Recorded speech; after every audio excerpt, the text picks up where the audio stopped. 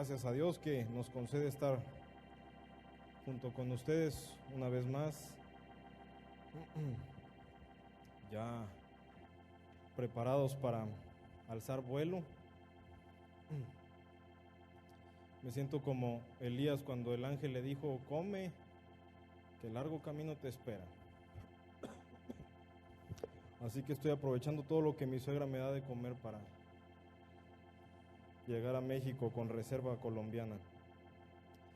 Gracias, hermanos Ríos, por su acogida y por su amor, a toda la congregación, por el amor que nos manifiestan. Y esta mañana quiero empezar el mensaje hablando con su pastor. Este tema que queremos ver en esta mañana,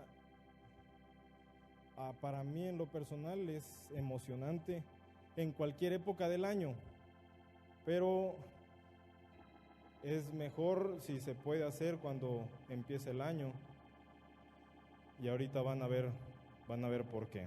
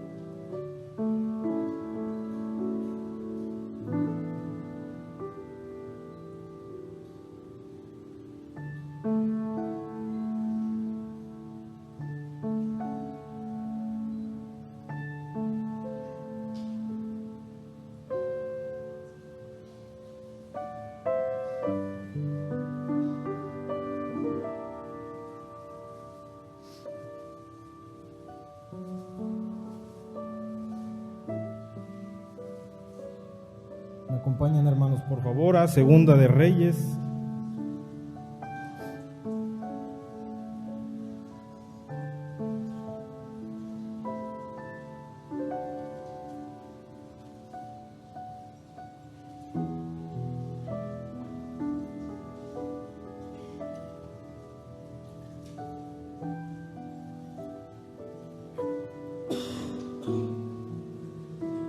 Al capítulo 22.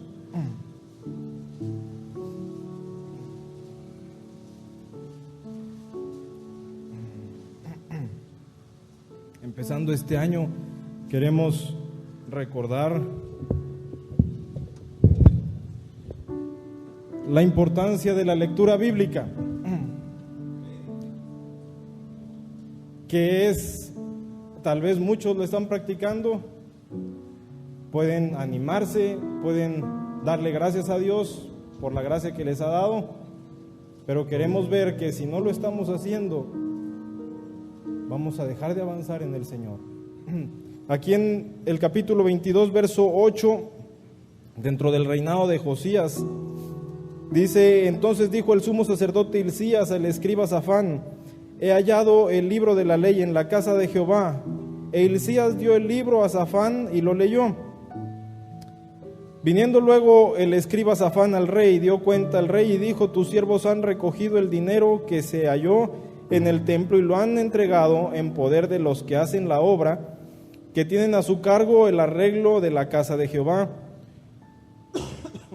Asimismo el escriba Safán declaró al rey diciendo: el sacerdote Hilcías me ha dado un libro.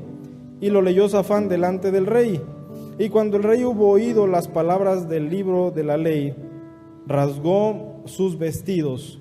Y conocemos la historia, hubo un avivamiento maravilloso. Hermanos, si cuando leemos las historias, la Biblia en general, pero las historias de los reyes, y nos ponemos en el lugar de estos hombres, y empezamos a pensar, si yo hubiera sido rey en tiempos de los reinos de Judá y de Israel, yo hubiera sido bueno. ¿Cómo hubiera sido yo si hubiera sido un rey en esos tiempos? Hermanos amados, nosotros estamos puestos en un reino, cada uno de nosotros, con una autoridad. Y esto no es solo para pastores, esto es para padres de familia también. ¿Cómo estamos gobernando nuestra casa? Y para los solteros también se aplica ese de yo y mi casa serviremos a Jehová, no es exclusivo de padres. Yo y esta casa que Jehová me ha dado, vamos a servir a Jehová.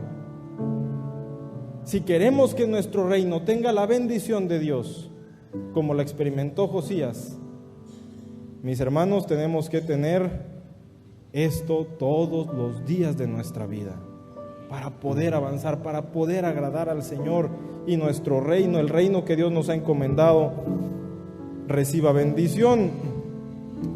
Vemos también esto en Deuteronomio, y vamos ahí, por favor.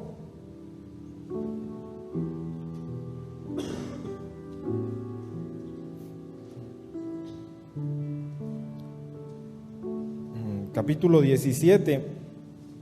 Moisés está dando unas instrucciones para cuando Israel tenga un rey sobre ellos. Entre otras cosas, dice el verso 18 al 20: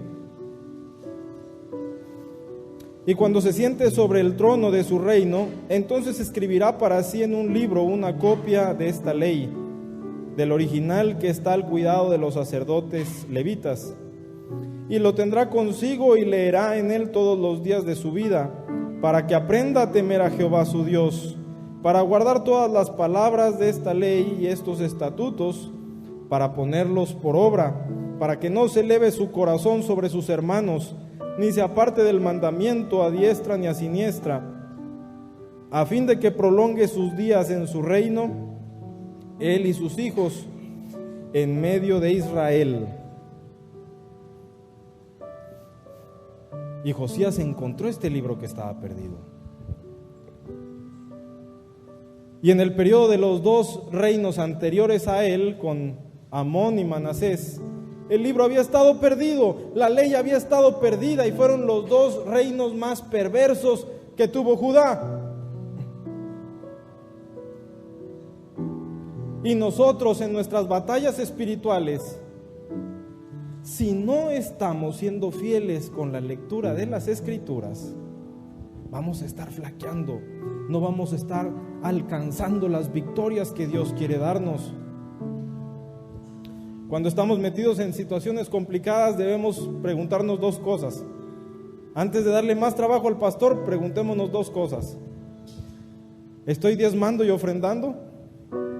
Porque si no estoy diezmando y ofrendando, no nos hagamos, hermanos, no nos hagamos los inocentes.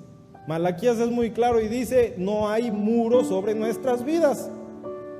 ¿Cómo no voy a estar siendo zarandeado si no estoy siendo fiel con lo que Dios me mandó? Pero la otra, hermanos, si no estamos leyendo nuestra Biblia todos los días o siendo fieles, ¿cómo aspiramos a ser victoriosos? Somos cristianos, amados. Tenemos el apellido de Cristo Jesús. Somos el pueblo del libro. Y cuando vienen las batallas y decimos escrito está, ¿qué tan efectivo es nuestro escrito está? Y quiero aclarar, las escrituras en sí, ellas mismas no se llaman la palabra de Dios. Tiene que ser avivada, tiene que ser vivificada. Pero si no estamos leyendo la Biblia, no estamos llenos para ser vivificados. Cuando Jesús fue tentado, siempre empezó su respuesta: escrito está, y era como sacar aquella espada y blandirla. En la armadura que dice el apóstol Pablo, para entenderla tenemos que entender a un soldado romano. la espada más mortífera de la historia, la gladius romana. Escrito está. Yo leí en una ocasión que el tamaño de la espada, de la gladius, podía variar dependiendo del tamaño del soldado. Entonces, entre más grandotes somos espiritualmente, va creciendo la espada también, se va haciendo más efectiva, y viene la batalla, y vienen las luchas, vienen las tentaciones, viene el desánimo. Escrito está, y es eficaz. Si está la espada ahí. La falta de la lectura de este libro ha traído muerte al mundo. La falta de valor por las Escrituras ha traído muerte a la humanidad.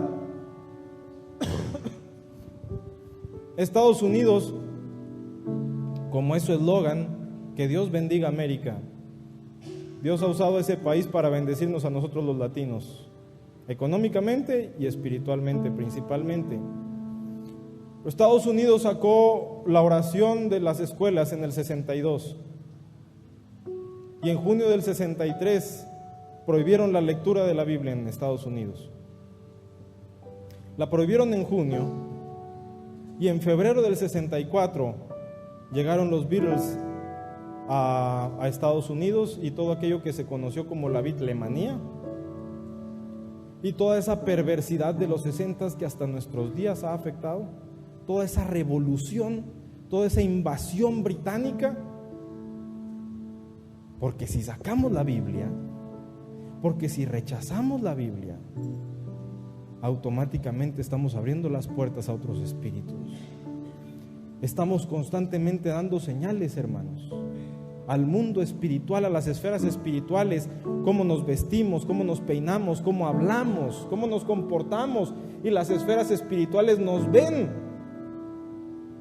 Si estamos leyendo la Biblia, vamos a ser como la mariposa monarca, que tiene unos colores tan vivos que el depredador sabe: esta sabe amarga, no me la como. El león, el enemigo que anda buscando cómo devorarnos, nos va a ver amargos y peligrosos para él, para su causa. Quiero ver dos citas más con ustedes que la Biblia menciona de la importancia de su lectura. Aquí más adelante en Josué,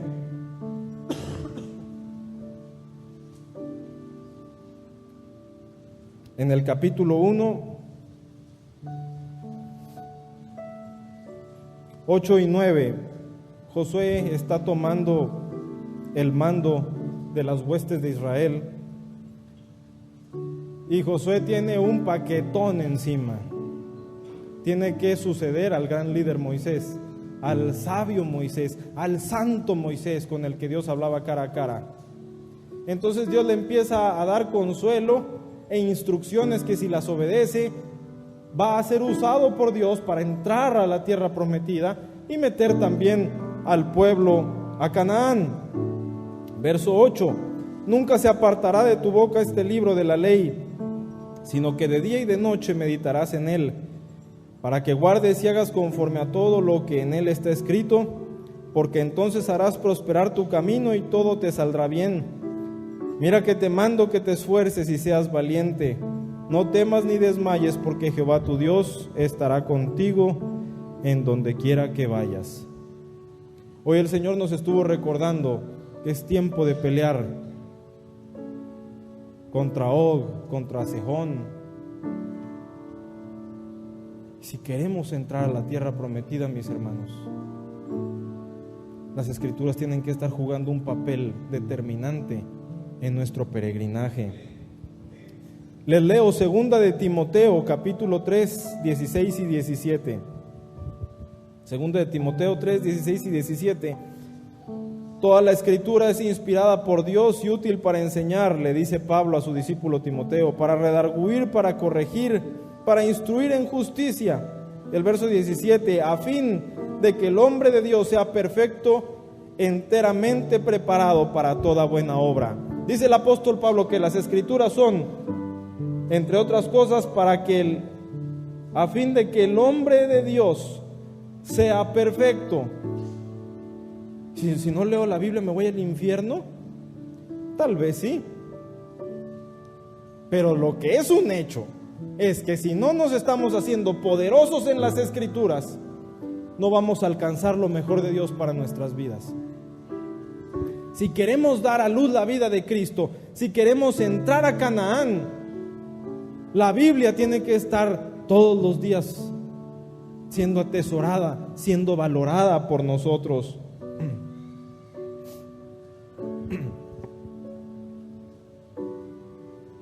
Me gusta mucho la conversión de Martín Lutero. Me gusta mucho cómo fue el proceso de su sufrimiento, de su agonía. Y cuando lo alcanza el Señor, cuando el Espíritu Santo aviva su vida. Les leo un poco de la biografía de este hombre. Dice que un amigo de él, llamado Felipe Melanchthon, escribe acerca de Lutero como monje joven. A menudo grandes terrores le asustaron repentinamente. Mientras reflexionaba más intensamente acerca de la ira de Dios y los ejemplos de sus castigos, de manera que casi se volvió loco, casi pierde la razón por la condenación en la que vivía. Él sentía estos terrores desde el inicio, o más agudamente en aquel año porque perdió a su compañero que murió en un accidente. El joven Martín Lutero se dedicó por completo a la vida del monasterio, empeñándose en realizar buenas obras con el fin de complacer a Dios y servir a otros mediante la oración de sus almas. Se dedicó con mucha intensidad al ayuno, a las flagelaciones, a largas horas de oración, al peregrinaje y a la confesión constante. Cuanto más intentaba agradar a Dios, más se daba cuenta de sus pecados. Lutero dedicó mucho tiempo a examinar su propio corazón y a confesar todos los pecados de ira, odio y envidia contra otras personas. Pero dijo desanimado: cuanto más uno intenta lavar sus manos, más sucias se vuelven. Y por más que recibía absoluciones y hacía penitencias, o sea, a sus confesores ya los tenía hasta aquí. Hey, Martín, ya ven con un pecado que amerite, hombre, me traes puro pecadito. Ya deja de molestar aquí a todo el sacerdocio con tus cosas. Pero Martín Lutero seguía sintiendo esa congoja, esa necesidad de confesarse. ¿Quién me puede garantizar que realmente he cumplido con todas las condiciones para recibir perdón? Así seguía buscando una respuesta a esta pregunta tan importante: ¿cómo puede un pecador alcanzar la salvación eterna? ¿Cómo puede alcanzar la gracia de Dios? Él lo anhelaba y esa duda lo atormentaba.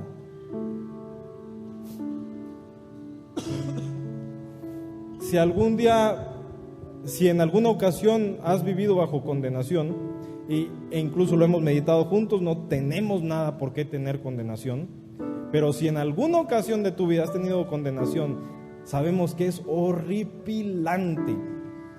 Dejamos de avanzar, dejamos de comer, y la persona se vuelve loca por la condenación. Y para condenación, campeón Martín Lutero. Él vivía en tanta condenación que se confesaba de a 4 veces por día. Yo nunca practiqué eso de la confesión, como ya saben quiénes lo practican, pero sé que es horrible. Pero Martín Lutero sentía tanta condenación que él lo hacía y lo hacía y lo hacía tratando de encontrar perdón. 6 horas diarias confesando sus pecados. Miren, si uno pasa 6 horas confesándose, ¿qué tiempo tiene para pecar? Pero la condenación era tal que él necesitaba que alguien escuchara su necesidad y nada lo sacaba de ello. Hasta que un día un hombre al que Dios usó para que le dijera: mira, estás muy ociosito, Mejor te vamos a poner a que des clases. ¿Cómo? No puedo ni con mi propia alma, quieren que enseñe a otros. Pero cuando tenía que enseñar, 2000 años después, se volvió a aparecer ese libro. Ese libro que estuvo perdido en el reino de Judá.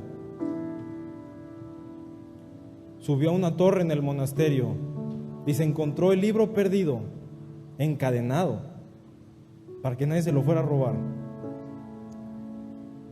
Encadenado tal vez a una mesa, y empezó a leer y a leer hasta que llegó a Romanos 1 y leyó: el justo por la fe vivirá. Aleluya. Y las cadenas fueron rotas. Y hubo un nuevo nacimiento, decía Martín Lutero, sentí como que me hubieran abierto las puertas del paraíso después de sentirse en el infierno de la condenación. Las escrituras, la lectura de las escrituras, el libro perdido encontrado otra vez, le trajo libertad a Martín Lutero, a este hombre sincero que quería el perdón de Dios y supo que el justo por la fe vivirá.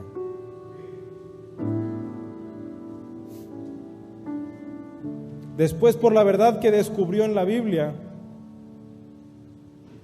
no solo recibió libertad personal, no solo recibió libertad espiritual, recibió poder. Había convicción en su corazón y se enfrentó a poderes que nosotros no conocemos en nuestros días.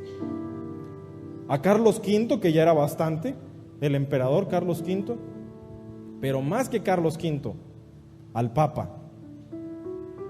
¿Y por qué no lo conocemos en nuestros días ese poder? Porque en aquella época la ignorancia dictaba que el Papa tenía el poder para despojarte de absolutamente todo tu ser. Si el Papa quería, te quitaba tu casa, tus riquezas, pero sobre todo te podía mandar al infierno, según la creencia de la época.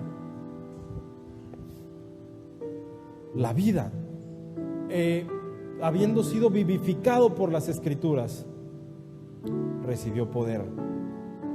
Y ese poder, hermanos, dice el Salmo 119, Señor, vivifícame con tu palabra.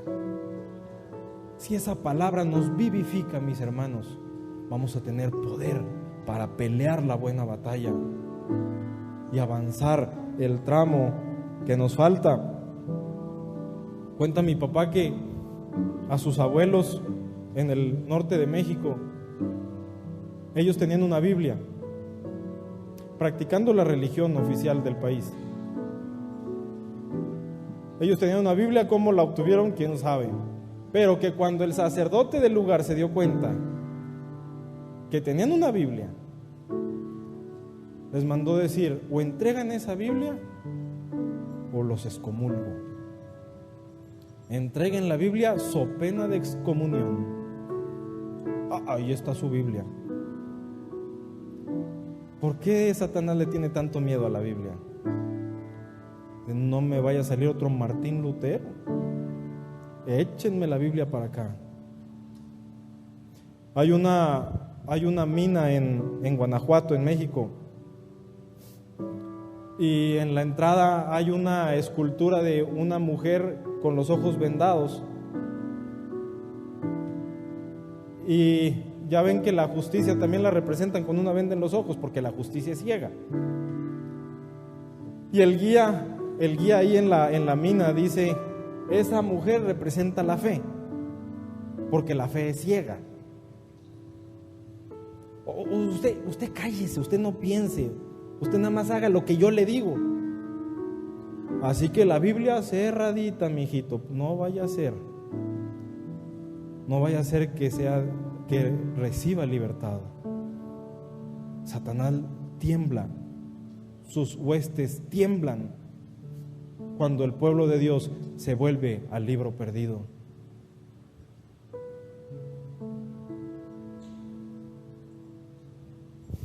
La perdedera de tiempo tan accesible y cautivadora de nuestros días son un ataque directo a nuestra vida devocional. Hemos sido instruidos del peligro que representa traer un celular, del peligro que representa el internet. Si no estoy haciendo nada malo, no me estoy metiendo a nada malo. Hace años mi mamá le habló a una vecina de los peligros del internet. Todavía no existían los teléfonos inteligentes. El internet era lo que estaba de moda. Y dice: fulana, ten cuidado con internet. La vecina no muy le creyó y al otro día regresó espantada y le dice: Clemen, me dormía no sé qué horas de la madrugada buscando recetas para hacer arroz. Y otra receta, y otra receta, y más recetas. ¿A poco es pecado aprender a hacer arroz rico? El pecado es la perdedera de tiempo.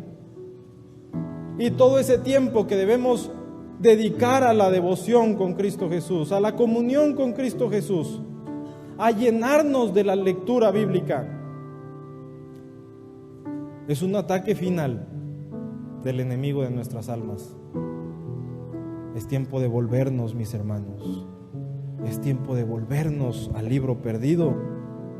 No solo fue para un individuo, en el caso de Martín Lutero, cambió el giro de la historia. Haber encontrado la Biblia, para los hermanos que les gusta la historia, pueden corroborar esto. La reforma que tuvo como una de sus bases la lectura de la Biblia en la lengua vernácula del pueblo, contribuyó para salir del oscurantismo y formó parte del Renacimiento. Haber encontrado el libro perdido contribuyó a sacar a la humanidad de la Edad Media y meterla al modernismo, junto con el descubrimiento de América, la imprenta. Eso hace la Biblia. Eso hace ese libro que tienen ustedes ahí en su regazo, hermanos. Hay poder. Tenemos poder en nuestras manos. Europa también rechazó la Biblia. Este tesoro de la Biblia fue dado a los europeos. Ellos lo han rechazado. Y Europa está muerta. Y toda esa ruta de Martín Lutero la puedes recorrer con turistas. Incluso sacaron una figurita especial, la marca de Playmobil, de juguetes alemanes. Costaba carísimo el monito ese, representando a Martín Lutero. Y solo lo podías conseguir en iglesias protestantes o en lugares de turismo en Alemania o por internet, muy caro. Nuestro héroe Martín Lutero.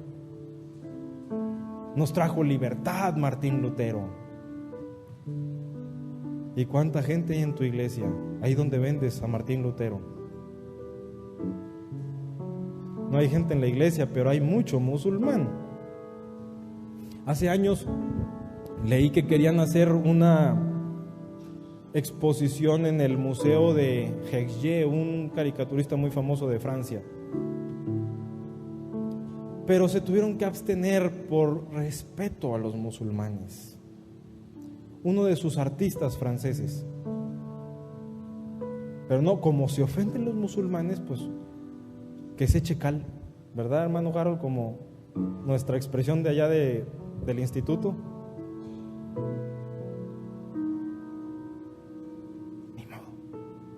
Ni modo. La tasa, sabemos, la natalidad de los musulmanes va en aumento, y los cristianos, la gente del libro, decreciendo y decreciendo. Inglaterra ha menospreciado la Biblia. Ya tienen alcaldes árabes. Londres tiene o tuvo alcalde árabe. Europa está perdida. El continente cristiano está perdido por haber despreciado esto que tenemos nosotros. Que no pase así con nosotros, que no pase con la siguiente generación. enseñémoslos, instruyámoslos en las Escrituras. Que un día se diga de nuestros hijos: mira, fulano es poderoso en las Escrituras. Que un día nuestros hijos sean elegibles como Timoteo, que fue instruido en la fe por su abuela Loida y su mamá Eunice. Y para que nuestros hijos sean instruidos en la fe, tenemos esta base que Dios nos dio. Amados, invirtamos en Biblias. Ahora los chinos hacen Biblias muy económicas. Está bien, lo importante es leerla. Pero en la medida de nuestras posibilidades, gastemos, pero gastemos que nos duela. Y comprémosle Biblia a nuestros hijos. Ahorita vamos a ver precios que se han pagado, por eso quise dibujar así a este hombre. Que nuestros hijos un día puedan decir: mi papá ahorró meses para comprarme mi Biblia, que atesoro. Mi hija un día va a decir: mi papá le pidió prestado a mi abuelo y por meses estuvo juntando para comprarme una buena Biblia. Y que atesoren y que valoren, y que uno como papá diga también: hijo, ponte a leerla, que me costó bien cara. Y dice: no, papá, es que apenas estoy empezando a leer, estoy aprendiendo a leer. Bueno, hijo, este año quiero que leas todos los salmos. Más grandecito el niño: hijo, quiero que leas todo el Nuevo Testamento. Y más grande: hijo, si no lees la Biblia este año, el 31, en vez de que te lleguen los Reyes Magos, te van a llegar. Tienes que leer, tienes que hacerte poderoso en las Escrituras, hijo. No sabemos si Dios te va a usar más adelante para traer libertad al pueblo de Dios.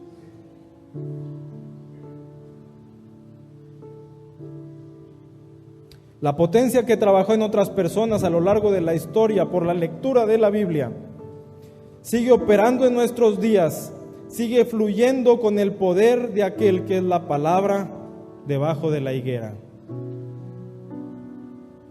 Dice el comentario de Matthew Henry que Natanael estaba debajo de la higuera con un propósito, no solo estaba perdiendo el tiempo. Que en esa época se acostumbraba que los hombres se sentaran debajo de una higuera y empezaran a meditar en el Señor. Y cuando nosotros estamos haciendo nuestras lecturas bíblicas, estamos debajo de la higuera. ¿Y saben quién nos está viendo? El maestro que conoció a Natanael hace 2000 años. Ay, Señor, no le entiendo las medidas del templo de Ezequiel, Señor, no le entiendo, pero aquí estoy. Y ahí nos está viendo el maestro. Yo te vi, hijo, yo te vi, hija, cuando estabas debajo de la higuera.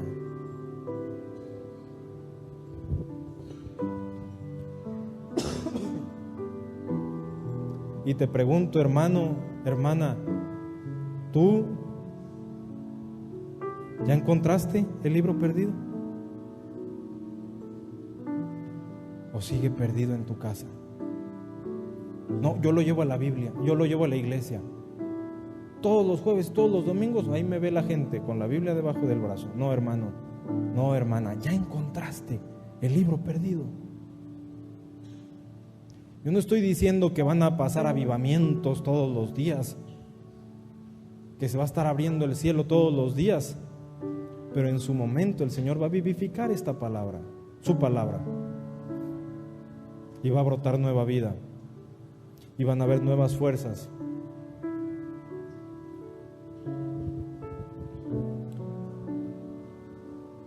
Quiero mencionarles algunas claves para que logremos la lectura. Tenemos planes para leerla una vez al año. Esa es la idea, que la leamos una vez al año. La Biblia se lee una vez al año si lees 3.25 capítulos por día. No es nada, hermanos. Son 80 horas en total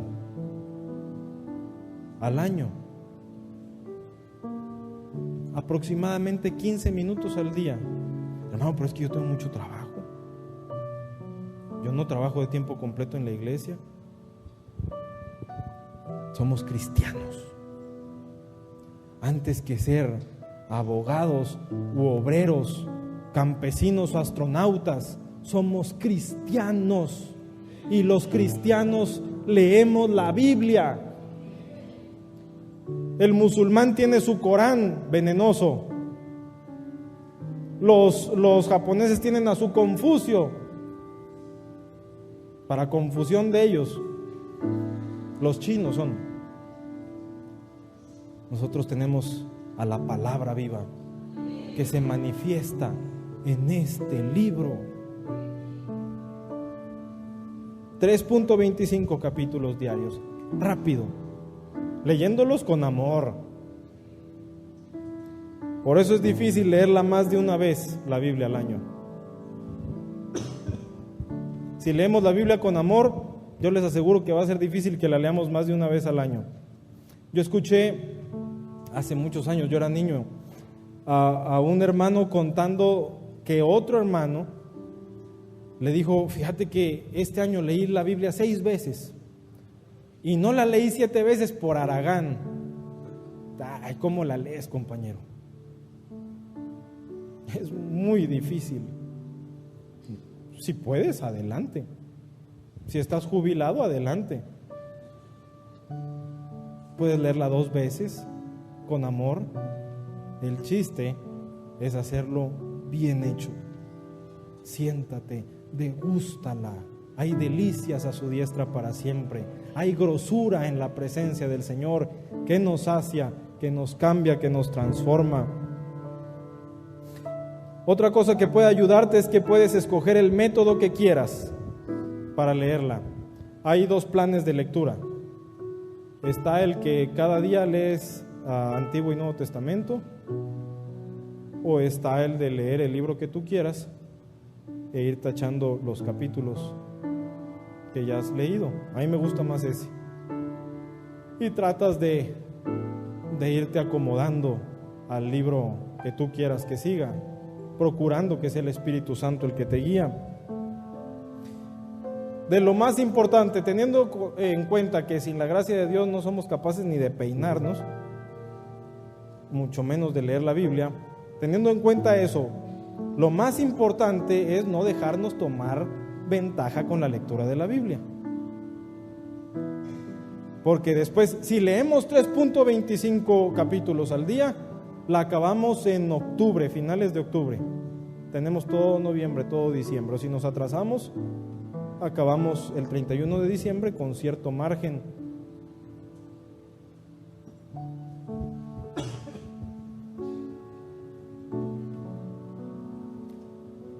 Pero tampoco hay pretexto si nos coge ventaja.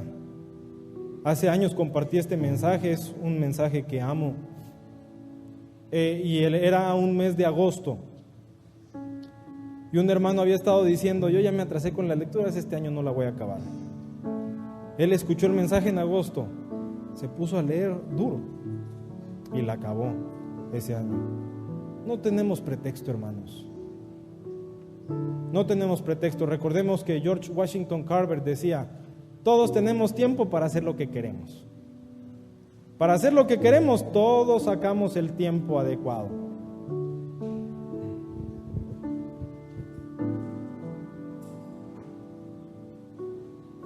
Nos va a ayudar también saber que leer la Biblia no es fácil. Requiere de esfuerzo, porque lo que vale la pena cuesta. Las joyas no las regalan, los carros no los regalan. La lectura de la Biblia no se regala porque es un tesoro. Les digo desde ahorita, desde enero, para que después no me digan que no les avisé. Cuesta, pero qué satisfacción llegar a Apocalipsis 22. Gracias, Señor. Una lectura más, otra marca en la cacha de la pistola, y levantar acciones de gracias. Y que no quede como otro propósito de año nuevo sin cumplirse. En enero están llenos los consultorios de nutriólogos y los gimnasios. Todo el mundo tiene propósitos de año nuevo, de bajar. Yo hasta que llegue a México. Voy como las ardillas, con el cachete de acá lleno de arepas y este de buñuelos.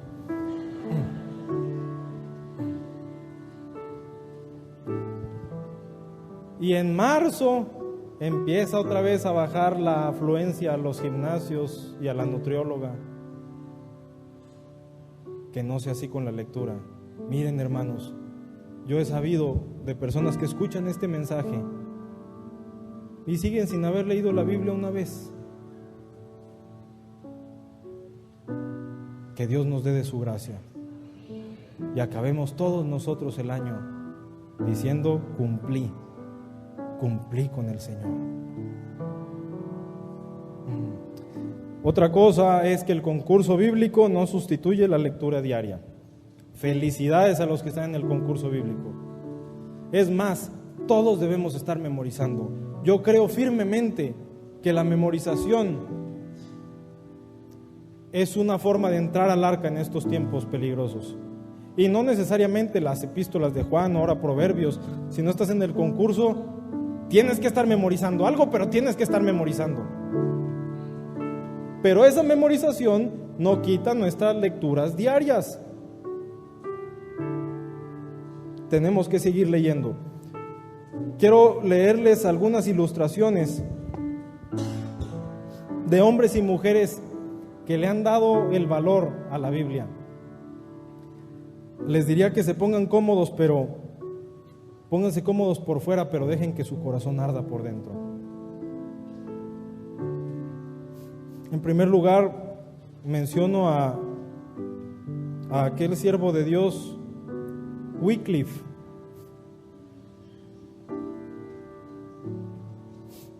Les voy a estar leyendo algunas ilustraciones, algunas historias de este hombre Wycliffe. Dice la historia: puesto que la máquina de imprimir aún no había sido inventada y las Biblias tenían que ser copiadas a mano, hubo que invertir mucho tiempo y esfuerzo en su producción.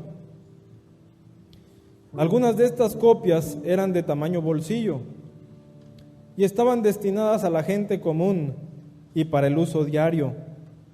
Eran muy costosas porque los copistas demoraban meses en producir una copia. Las Biblias de Wycliffe eran buscadas ansiosamente por gente espiritualmente hambrienta, pero pocos podían darse el lujo de tener personalmente su propia copia. Algunas personas estaban dispuestas a pagar grandes sumas para leer por 1 o 2 horas las Escrituras, por un ratito nada más. Foxy cuenta que se pagó con una gran carretonada de heno el arriendo de solo el Nuevo Testamento por 1 hora diaria. Si la Biblia no estuviera disponible en nuestros días como lo está, ¿cuántos estaríamos dispuestos a pagar para que nos prestaran la Biblia por solo 1 hora diaria? Yo estoy ahorrando porque quiero llevar a la familia a un restaurancito. Yo estoy ahorrando porque quiero comprarme un juguete y usar ese dinerito que con tanto esfuerzo gano para leer la Biblia. Si no la tuviéramos, ¿la amaríamos así? Y ya que la tenemos, ¿la amamos así? La palabra de Dios era muy apreciada en aquellos días. Wycliffe murió de un ataque de parálisis en 1384. En 1414 fue prohibido leer las escrituras inglesas, y los que eran sorprendidos leyendo la Biblia en inglés podían perder sus tierras, sus posesiones y aún sus vidas. Cuando ustedes leen la Biblia, ¿están en riesgo de perder alguna de estas cosas? ¿O algo, cualquier cosa?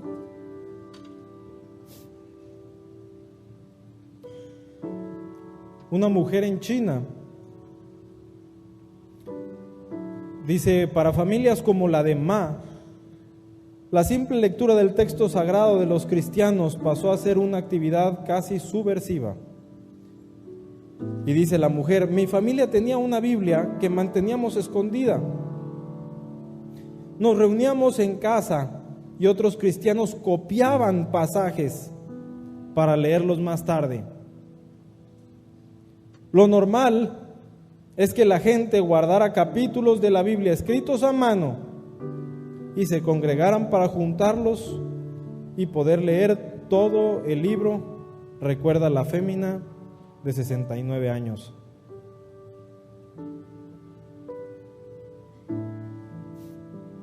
¿Cuántos aquí han leído el libro Torturado por Cristo? Algunos. Ese a mí me lo regaló mi suegro hace unos años. Se lo recomiendo ampliamente. Porque cuando vemos cómo sufren otros, nos anima a nosotros, avergonzándonos con vergüenza santa.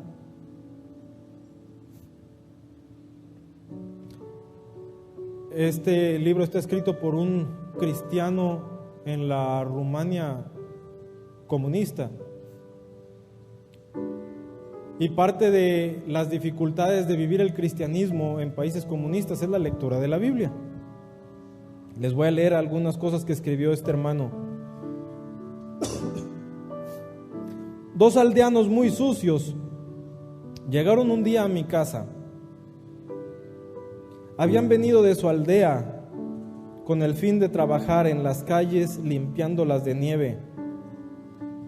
Pensaban trabajar durante todo el invierno porque querían juntar el dinero necesario para comprar una Biblia vieja y raída,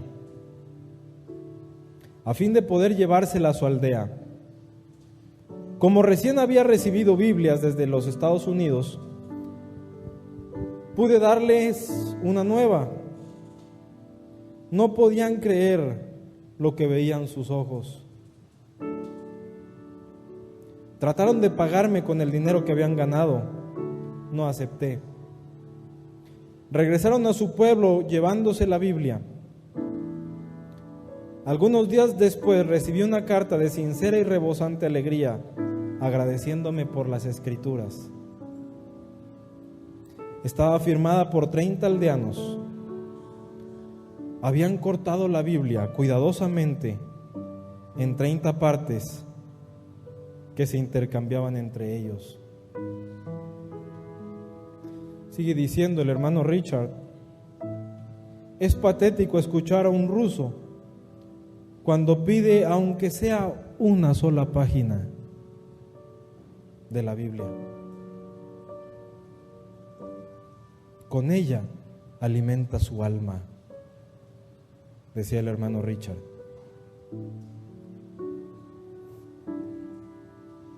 Se sienten felices si pueden cambiar una vaca o una cabra por una Biblia.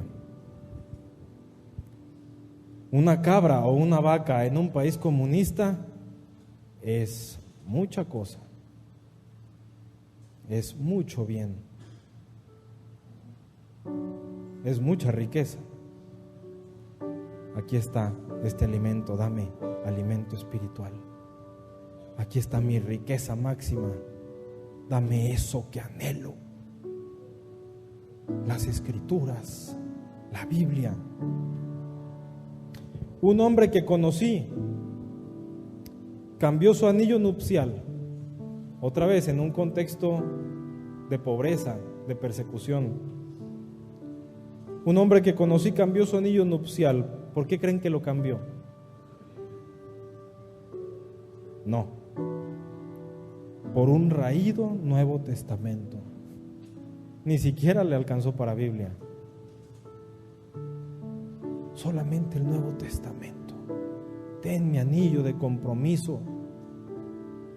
Dice el apóstol Pablo que sufristeis la pérdida de vuestros bienes con gozo, sabiendo que tenéis una mayor herencia en los cielos.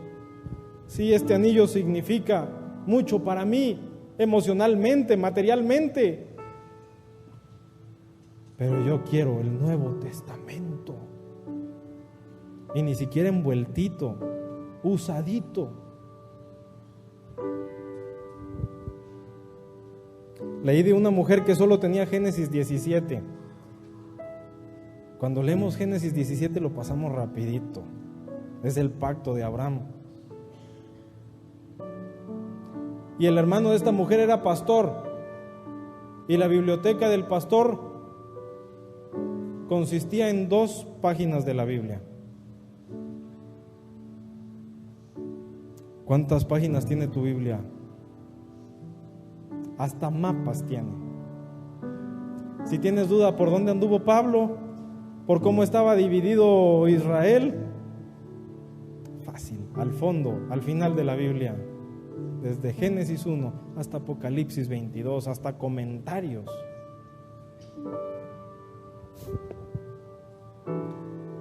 ¿Alguien ha escuchado de Mary Jones? Mary Jones.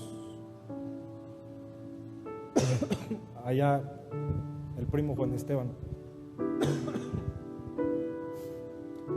Una muchacha de Gales en el siglo XVIII.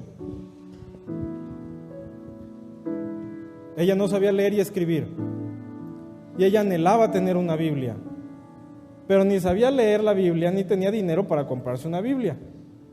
Así que se puso a aprender a leer para algún día poder leer la Biblia. Pero aprender a leer no era todo. Tenía que trabajar. Y trabajó 6 años para juntar dinero y poderse comprar una Biblia. Yo solo ahorré unos meses para comprarle a mis hijos sus Biblias. Ella ahorró 6 años. Y cuando alcanzó a juntar el dinero, la Biblia no la vendían en la librería cristiana de la ciudad. Tenía que caminar 30, 40 kilómetros para conseguir una. Pues los caminó y descalza. 30 kilómetros, 40 kilómetros para conseguir la Biblia. Y cuando llega con el pastor que le habían dicho que tenía Biblias, ay, hijita, no tengo Biblias. La chiquilla se puso a llorar. Imagínense, después de tanto esfuerzo y no puedo tener una Biblia. El pastor se compadeció y una Biblia que tenía destinada para otra persona se la regaló a la joven Mary Jones. Y cuando se pusieron a analizar el testimonio de esta muchacha, un grupo de personas se juntó y dijo: para que nadie sufra como Mary Jones para tener su Biblia, fundemos las sociedades bíblicas. Una muchachita hambrienta fue la causa de que se fundara una sociedad que ha bendecido al mundo, imprimiendo Biblias en diferentes lenguas. Y te vuelvo a preguntar, hermano o hermana,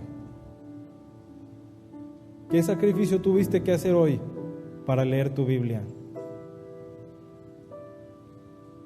Solo tienes que dar unos pasos para alcanzar una de las tal vez muchas Biblias que hay en tu casa. Y aún así no la leemos. Si no nos avergonzamos hoy, nos vamos a avergonzar en la eternidad, cuando el Señor llame a su hija Mary Jones, pase al gozo de su Señor por toda la eternidad. La Biblia de esta muchachita que creció analfabeta la guardan en Cambridge y está escrita con faltas de ortografía. Esta Biblia le pertenece a Mary Jones.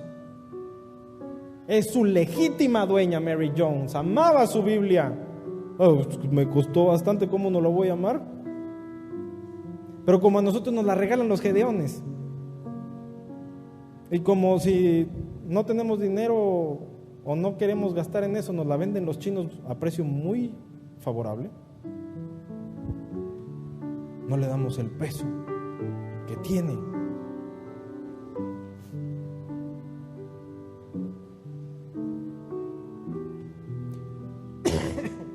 Pónganse de pie, por favor, hermanos. Y poniéndose de pie, quiero que tomen sus Biblias en sus manos. Si la lees en el celular, toma tu celular. No te lo recomiendo. Si tienes la Biblia en audio, escúchala, pero no reemplaza la lectura. Usa tu Biblia, que es un regalo de Dios para ti. Después de todo lo que escuchamos, yo espero que ya esté calientita la Biblia en nuestras manos. En mi lengua. Antes, si quería leer la Biblia, primero conseguirla y después aprende a leer en latín porque no está en tu idioma.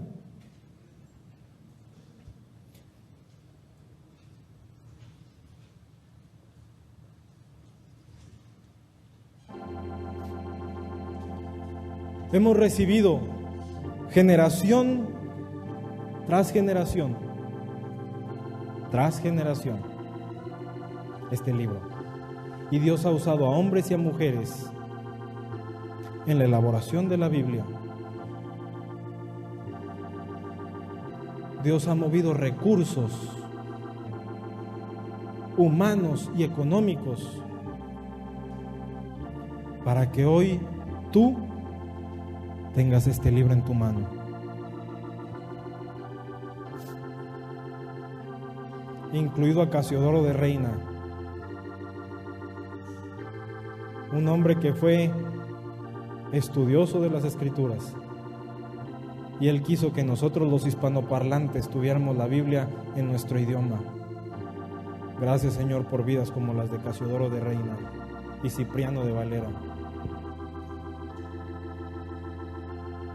Trabajaron, fueron perseguidos para entregarte esta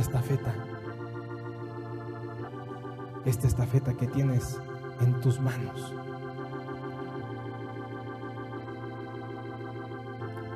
Pero nosotros somos los que la vamos a llevar a la meta.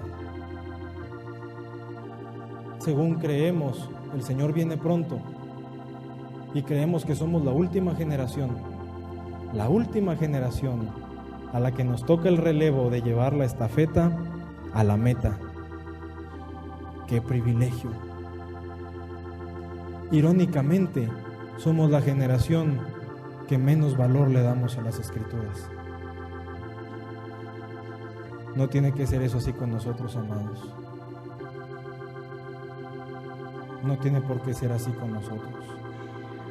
Empezando este año, es tiempo de que le empecemos a dar un mensaje al Señor, de que lo amamos a Él, que anhelamos su palabra,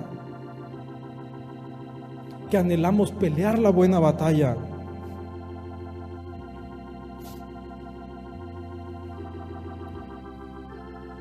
Es la carta de amor, es la carta del amado.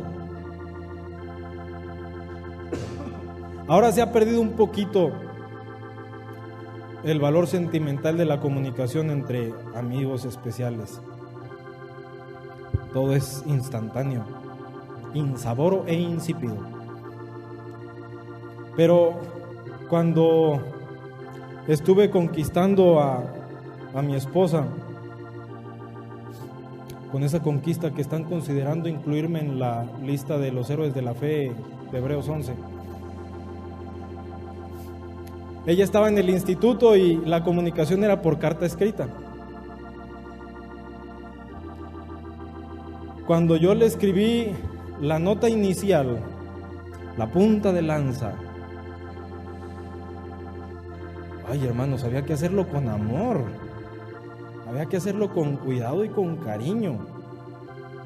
Estaba yo impregnando ahí mi ser.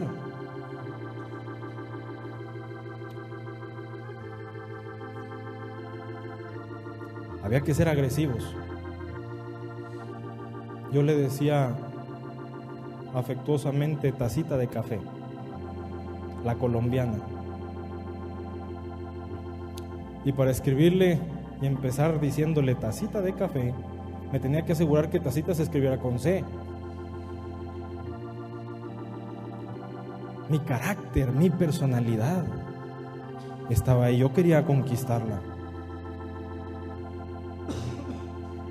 Y cuando el Señor nos escribió esta carta de amor, Él estaba anhelándonos celosamente. Voy a escribirles palabras de ánimo, palabras de exhortación para que viviéndolas se metan conmigo a las cámaras reales. Entren detrás del velo y van a conocer mi gloria. Y cuando yo recibía las cartas de ella, el amor es ridículo, les digo de antemano. Pero cuando recibía sus cartas, por aquí pasó la mano de la bella Cristina. Quiero sentir dónde pasó su mano. Quiero ver cómo escribe, quién fuera grafólogo para entender más allá de lo que dice su letra. Y devorarse las cartas. Y ella esperando el contacto que usábamos para entregar cartas, que le llegara la carta del amado. Ay, Cristi, cuando la veía, se me olvidó la carta. No te preocupes.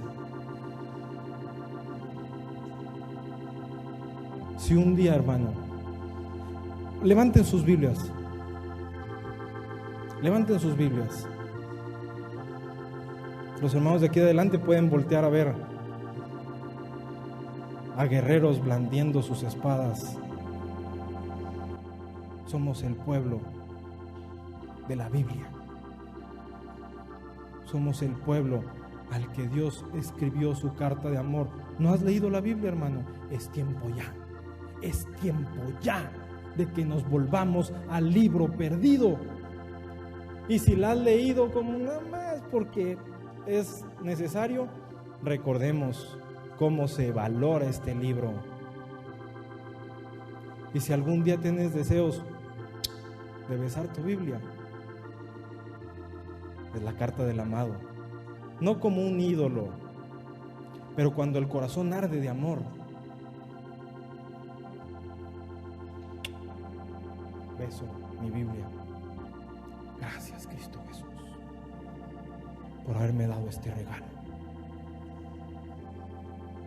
Hay un video de chinos recibiendo su Biblia por primera vez.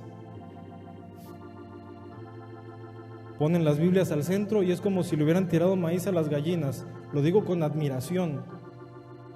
Todo sobre las Biblias. Y las agarran y empiezan a llorar.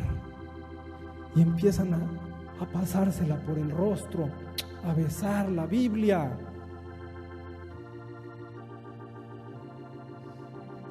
Que Dios nos ayude y haya un testimonio en el cielo. Y el Señor diga: mi pueblo le dio valor a mi carta de amor este año. Y que así sea para siempre. Jóvenes, si sus papás no los obligan a leer la Biblia, a Josías no lo obligaban. Josías tenía un papá perverso, un abuelo perverso. Josías de 8 años decidió seguir los caminos del Señor. Papás sabios aquí presentes, obliguemos a nuestros hijos a que valoren las Escrituras y seamos un pueblo valiente y esforzado y poseamos la buena tierra que Dios ha preparado para nosotros. Cantémosle al Señor, amados, que el Señor los bendiga, que sea con ustedes, y dejo el tiempo a mi hermano Óscar. Guíame, oh gran Jehová, por estéril tierra voy. Oh, soy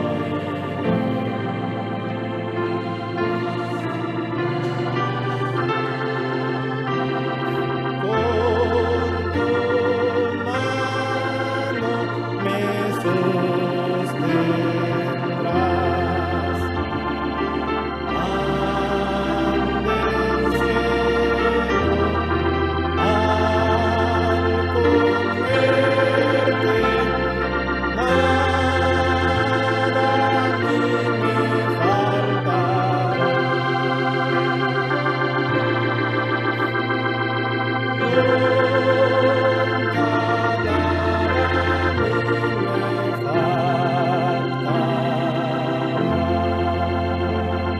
Perdón, hermanos, ahorita cantando este coro me acordé.